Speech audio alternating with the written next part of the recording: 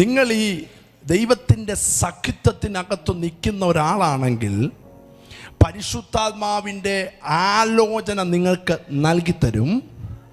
നിങ്ങൾക്ക് വരുവാനുള്ളത് അവൻ അറിയിച്ചു തരും. അവൻ എനിക്കുള്ളതിൽ നിന്ന് എടുത്ത് നിങ്ങൾക്ക് അറിയിച്ചു തരുന്നത് കൊണ്ട് എന്നെ മഹത്വപ്പെടുത്തും. അപ്പൊ പരിശുദ്ധാത്മാവ് നിങ്ങൾക്ക് എന്തെങ്കിലും തരുന്നുണ്ടെങ്കിൽ അത് ഉയരത്തിന്ന് യേശുവിൽ നിന്ന് എടുത്താ തരുന്നേ. ഇന്ന് പകൽ എത്ര പേർക്ക് ആഗ്രഹമുണ്ട് അവനിൽ നിന്ന് കേൾക്കാൻ? ഒന്ന് പറഞ്ഞാട്ടെ, കർത്താവേ എന്നോട് സംസാരിക്കണമേ. അത് കേൾക്കാൻ എൻ്റെ കാതുകളെ തുറക്കണമേ. നിങ്ങൾ റെഡിയാണെങ്കിൽ നിങ്ങൾ ദൈവത്തിൻ്റെ ശബ്ദം കേൾക്കാൻ പോകും. ചിലർ പറയുന്നു, പാസ്റ്റർ എൻ്റെ ചെവിയിൽ ഞാൻ അത് കേൾക്കുന്നു, ഞാൻ ഇത് കേൾക്കുന്നു, അങ്ങനെ കേൾക്കുന്നു, ഞാൻ ഇങ്ങനെ കേൾക്കുന്നു, ശാപത്തിൻ്റെ ശബ്ദം, പിശാചിൻ്റെ ശബ്ദം അത് കേൾക്കുന്നു. അങ്ങനെ പറയുന്നതോട് ഞാൻ പറയാം, അത് കേൾക്കാൻ നിങ്ങൾക്ക് കഴിയുമെങ്കിൽ അതിനേക്കാൾ എത്ര സിമ്പിളാണ്. അവൻ്റെ ശബ്ദത്തിൻ്റെ പ്രത്യേകത അത് നിന്നെ വേദനിപ്പിക്കുന്നതല്ല, അത് നിന്നെ ഉറപ്പിക്കുന്ന ശബ്ദമായിരിക്കും.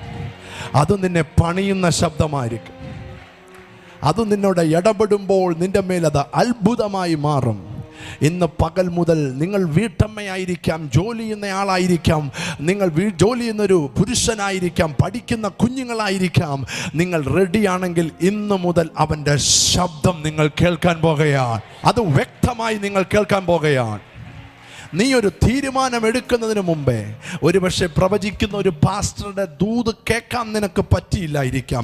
അവരെ ഒന്ന് വിളിച്ച് പ്രാർത്ഥിപ്പിക്കാൻ നിനക്ക് പറ്റിയില്ലെങ്കിലും ആ എഗ്രിമെൻ്റ് എഴുതുന്നതിന് മുമ്പേ, ആ ആളെ കാണുന്നതിന് മുമ്പേ, അവിടെ ചെല്ലുന്നതിന് മുമ്പേ നിന്റെ അകത്തിരുന്നുകൊണ്ട് പരിശുദ്ധമ പറയും, കുഴപ്പമില്ല, ഗോ അഹെഡ്, നീ മുമ്പോട്ട് പൊയ്ക്കോ, നീ കൈ കൊടുത്തോ, നീ സിഗ്നേച്ചർ കൊടുത്തോ. അല്ലെങ്കിൽ പറയും, ഇപ്പം വേണ്ട, അല്പം വെയിറ്റ് ചെയ്യ്. ഇത് നീ കേൾക്കാൻ തുടങ്ങിയാൽ ഈ ലോകത്തിലെ നിന്റെ ജീവിതം ജയകരമായിരിക്കും.